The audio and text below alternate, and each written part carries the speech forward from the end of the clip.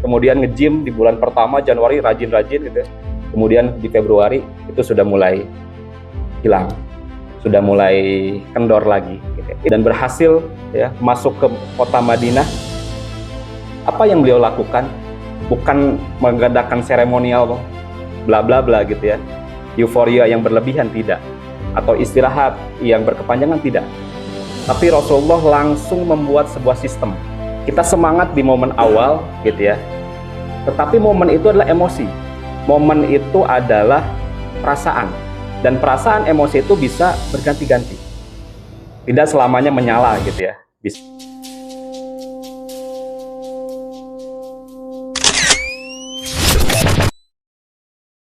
Mudah-mudahan materi-materi yang kita sampaikan ini bisa bermanfaat baik untuk individu personal gitu ya, maupun untuk perkembangan lembaga kita.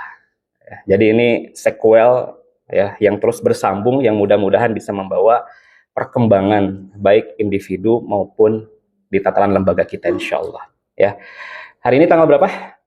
6 Juli. Kalau tanggal Islamnya tanggal berapa? Ada yang Banur berapa? 20 itu Muhammadiyah atau ya. Kalau tadi saya lihat cek di Beyond 20 itu nggak tahu tuh 21 di mana. Oh gitu ya. Ya antara 20 21 lah. Dan kita masih di Muharram, teman-teman ya. Bulan Muharram ya. Muharram ya. Bulan Muharram tanggal pertama dalam kalender Islam. Dan berbicara terkait Muharram, ini kita ada sangkut pautnya juga dengan growth habit ya. Berbicara dengan Muharram, kita akan berbicara terkait hijrah, teman-teman. Saya tidak akan berbicara tentang proses hijrah, perjalanan dan sebagainya, tapi ada fakta menarik ini ya dalam sejarah Islam ya terkait hijrah ini. Ya, teman-teman mungkin sudah tahu ya bagaimana kisah ketika Khalifah Umar bin Khattab ingin ada kalender yang mandiri, kalender Islam, tidak ikut ke kalender pihak lain, gitu ya. Kemudian beliau melakukan musyawarah dengan para sahabat, penentuan tanggal 1 dalam kalender Islam itu apa, gitu ya. Dipimpin oleh Khalifah Umar pada saat itu, hadir beberapa para sahabat, ada yang mengusulkan hari lahirnya Rasulullah SAW. Ada yang mengusulkan wafatnya Rasulullah, gitu ya. Ada yang mengusulkan ketika wahyu pertama turun, gitu ya. Tetapi yang diterima sesuai dengan mufakat musyawarah itu adalah sarannya dari bukan khalifah dari waktu itu ya. Dari sahabat Ali bin Abi Thalib, beliau mengusulkan tanggal 1 kalender Islam itu, ya Hijriah, 1 Hijriah itu adalah hijrahnya Nabi dari Mekah ke Madinah ya. Dan ini bisa menjadi patokan bahwa dalam Islam gitu ya, identitas peradaban Islam ini dibangun dari semangat transformasi ya, bukan seremonial ya. Kan kalau lahirnya, wafatnya, kemudian wahyu itu kan pemberian, bukan aksi ya, pasif, dan bukan di ranah kita. Tetapi hijrah itu kan di ranah kita, pilihan, bukan dipilih tapi memilih gitu ya. Rasulullah memilih untuk hijrah dari kota Mekah ke Madinah, walaupun tetap ada wahyu gitu ya dari Allah Subhanahu wa taala, tapi ini merupakan aksi. Sehingga identitas dalam peradaban Islam itu dibangun di atas semangat transformasi, bukan seremonial belaka ya. Dan yang menarik adalah ini teman-teman ya. Kenapa hijrah yang dilakukan oleh Rasulullah SAW bisa mengubah peradaban dunia?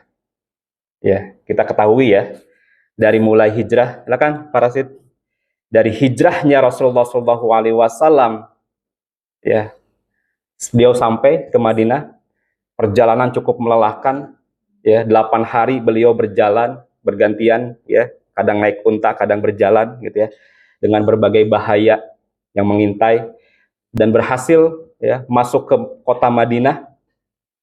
Apa yang beliau lakukan bukan mengadakan seremonial bla bla bla gitu ya, euforia yang berlebihan tidak, atau istirahat yang berkepanjangan tidak, tapi Rasulullah langsung membuat sebuah sistem. Ya, apa yang beliau bangun sistemnya ketika nyampe Madinah gitu ya. Tidak lama beliau nyampe Madinah, beliau langsung mengitari kota Madinah dan menetapkan akan membangun masjid. Ya. Dari masjid tersebut kemudian terbangunlah kebiasaan, ya, energi yang luar biasa dari kaum muslimin di Madinah itu, ya, dalam sholat berjamaah, gitu ya. Tapi gimana dengan hijrah kita, gitu ya? Hijrah yang kita lakukan, ya. Kita ingin berubah, gitu ya. Kita ada resolusi di awal tahun, ingin seperti A, seperti B, ya, ingin mencapai A, mencapai B, gitu ya. Tapi seringkali hijrahnya itu tidak bertahan lama, bahkan bertahan sampai bulan depan doang, gitu ya. Ini bukan sembarang kalimat, tapi ini ada penelitiannya teman-teman. Ini ada researchnya, gitu ya. Ada riset yang dilakukan oleh University of Scranton, ya, menunjukkan bahwa 80% orang gagal mempertahankan resolusi mereka melewati bulan Februari. Gitu. Ini kan hitungannya Masehi ya, dari awal tahun Januari. Gitu. Jadi yang menarik teman-teman, biasanya di bulan Januari itu, ya, itu gym-gym tuh rame, tempat-tempat fitness tuh rame. Karena di awal tahun resolusinya selalu ingin membentuk badan yang bagus, gitu ya. Mereka beli sepatu running, ya, mereka beli sepatu buat nge-gym yang bagus, gitu ya. Mereka beli tumbler yang estetik, gitu ya. Pakaian yang bagus lah, gitu ya. Kemudian nge-gym di bulan pertama Januari rajin-rajin, gitu ya. Kemudian di Februari itu sudah mulai hilang, sudah mulai kendor lagi, gitu ya. Ini penelitian teman-teman. Apa yang salah dengan resolusinya, gitu ya. Ternyata yang salah bukan resolusinya. Yang salah adalah kita menempatkan kebiasaan itu di momen tertentu. Ya, kita semangat di momen awal, gitu ya. Tetapi momen itu adalah emosi. Momen itu adalah perasaan. Dan perasaan emosi itu bisa berganti-ganti. Tidak selamanya menyala, gitu ya. Bisa padam, gitu ya. Bisa nyala lagi dan sebagainya, gitu ya. Tetapi kalau kita punya sistem, kita akan lebih kuat lagi. Saya analogikan teman-teman, gitu ya. Jadi momen itu sebetulnya kita tidak kekurangan momen, bahkan kelebihan momen. Apapun bisa kita buat momentum, gitu ya. Jadi kalau kita ibaratkan air hujan, gitu ya, itu kan banyak ya. Itu adalah momen, gitu ya. Tetapi ketika air hujan itu kita tidak tampung, ya, maka airnya itu akan mengalir kemana saja dan hilang begitu saja. Ya. Lalu bagaimana caranya biar si momen tadi, air hujan tadi bisa bermanfaat? Maka dibuatlah penampungan atau wadah. Ya. Jadi momen itu air hujannya, sistem itu wadahnya.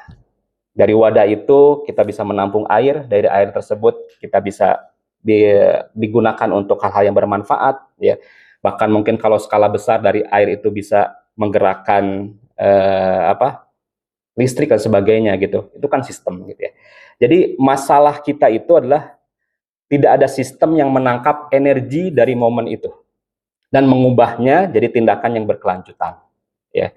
Dan apa yang dilakukan oleh Rasulullah SAW tadi sangat-sangat luar biasa teman-teman. Ya. Ketika awal masuk Madinah, beliau langsung bikin sistem. Sistemnya apa? Sistemnya masjid. Kenapa bikin masjid? Untuk menampung energi yang luar biasa dari kaum muslimin di Madinah pada saat itu. Energi dikumpulkan di mana? Di masjid, gitu ya. Ini luar biasa sih. Kemarin saya ketemu sama foundernya Masjid Sejuta Pemuda, Ustadz Anggi. Luar biasa itu insight-nya. Nanti mungkin kita bahas di pekan depan gitu ya, terkait Masjid Sejuta Pemuda. Beliau bilang gini, kalau antum mau merubah hidup antum, perbaiki sholat. Tetapi kalau mau merubah peradaban, perbaiki sholat berjamaah di masjid. Ya. Dan ini kita bisa melihat lah bagaimana masjid ya itu menjadi pilar pilar peradaban dalam Islam gitu ya. Insya Allah ini menarik banget gitu ya tentang masjid. Insya Allah kita akan bahas di pekan depan Insya Allah. Nah Ini mungkin langsung kita ke tips praktis ya, supaya dari materi ini kita bisa langsung bergerak apa nih yang bisa kita lakukan gitu ya. Bagaimana kita bisa merubah momen yang banyak itu gitu, yang bisa kita tangkap menjadi sebuah sistem dan bisa menjadi sebuah aksi gitu ya. Yang pertama adalah teman-teman, kita harus membangun satu struktur yang mengikat gitu ya. Seperti contoh tadi Rasulullah hijrah dari Mekah berhasil masuk Madinah ya, dengan jangka waktu yang tidak lama beliau langsung membuat masjid gitu ya. Dari masjid juga beliau langsung membuat sistem lagi. Apa sistem lainnya setelah masjid? Beliau membuat sistem mu'akhad, mempersaudarakan ya. Mempersaudarakan antara kaum muhajirin dengan kaum ansor. Ya, Rasulullah memiliki harapan gitu ya, dengan mempersaudarakan ini tidak ada ya saudaranya gitu ya yang kelaparan gitu ya, saudaranya yang kekurangan, saudaranya yang kesulitan, sehingga saling saling menopang, saling membantu ya. Kemudian satu lagi adalah Masjid Mu'akhad, satu lagi adalah Piagam Madinah. Nah, Piagam Madinah ini adalah dokumentasinya, dokumentasi tertulis teman-teman. Jadi selain tadi ada infrastruktur masjidnya, kemudian ada sistemnya tadi Mu'akhad, ada juga yang tertulis berupa Piagam Madinah ya, yang menyebutkan hak dan kewajiban. Di situ ada kaum muslimin, di situ ada kaum Yahudi, ada suku-suku ya. Hak dan kewajibannya tertulis di situ. Itu ada struktur gitu ya. Kemudian tadi cari satu mitra ya, mitra sistem ya. Mitra sistem tadi, muakhot tadi ya. Jadi ada lingkungan yang terbangun di situ. Saling saling menguatkan gitu ya. Dalam bahasa saya gitu ya, muakhot itu adalah jangan sampai orang itu bertumbuhnya sendirian ya, tetapi bertumbuh itu bareng-bareng ya, tidak grow alone tapi grow together gitu ya. Sehingga dengan muakhot, dengan mempersaudarakan, dengan brotherhood gitu, itu saling mengokohkan ya. Jadi satu struktur yang mengikat tadi membangun masjid, yang kedua cari satu mitra sistem tadi dengan mempersaudarakan dengan muakhot.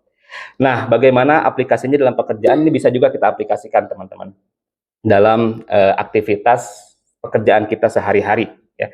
Ini alhamdulillah sudah saya lakukan ya. Apa yang saya lakukan adalah pertama membangun satu struktur yang mengikat adalah setiap pagi saya sudah mengharuskan gitu ya. Setiap pagi sebelum saya kerja, ya setiap masuk kantor lah gitu ya, sebelum kerja apapun saya akan duduk di meja menghadap laptop dan belajar untuk meningkatkan kapasitas leadership. Itu membangun sistem ya. Saya bikin PM-nya, PM peningkatan kapasitas leadership ya. Kemudian saya buat kurikulumnya. Kan sekarang udah ada AI ya. Buat di AI saya butuhnya apa untuk peningkatan leadership saya sampaikan amanah saya di direktorat program. Di direktorat program itu ada departemen program, ada departemen markom gitu ya. Apa yang perlu saya tingkatkan, apa kekurangan, kelemahan saya, sampaikan di situ. Itu langsung keluar tuh kurikulumnya. Jadi ada materi-materi harian yang disampaikan dari si AI tadi. Dan itu dibuat struktur dan sistemnya. Saya setiap pagi tidak boleh ada yang ganggu gitu ya. Jadi mengikat ya, tidak sporadis gitu ya. Setiap pagi saya kerja itu tidak melakukan hal lain selain saya buka laptop untuk belajar kurikulum peningkatan leadership. Yang kedua, cari satu mitra sistem. Karena kalau sendirian gitu ya, itu perkembangannya agak sulit gitu ya. Maka saya bangun apa yang disebut dengan weekly up.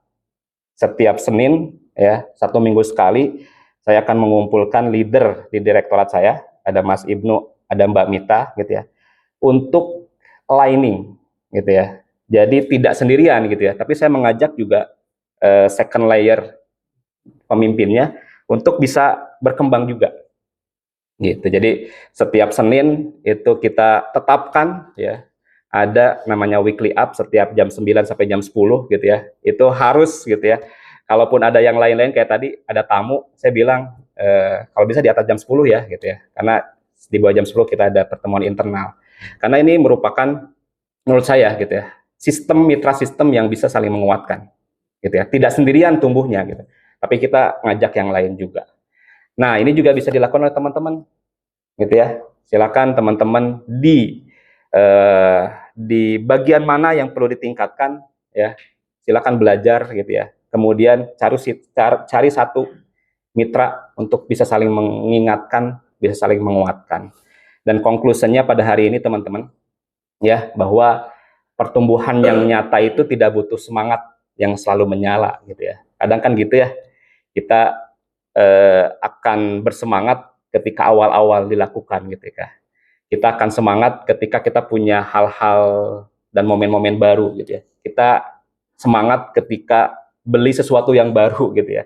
Tapi lama-kelamaan bosen dan tidak berlanjut. Tetapi yang kita butuhkan adalah sistem yang tetap berjalan. Kenapa? Karena semangat tadi adalah emosi, emosi itu bisa naik turun, bisa berubah, tetapi sistem, mood apapun yang sedang kita rasakan, masuk ke dalam sistem, mau nggak mau, tetap kita jalankan. Terima kasih teman-teman. Itu materi singkat yang saya sampaikan pada pagi hari ini. Insya Allah pekan depan kita akan lanjutkan di growth habits, ya, di sesi selanjutnya. Insya Allah ke depan kita seru lah, gitu ya, membahas bagaimana masjid sejuta pemuda yang awalnya masjid kecil hanya bisa nampung 70 orang saja, sekarang daya tampungnya bisa sampai 2.000 orang. Dan itu menarik ya, dari mulai pembentukan dan segala macamnya, dan kita bisa belajar untuk diri kita dan lembaga kita. Terima kasih. Assalamualaikum warahmatullahi wabarakatuh.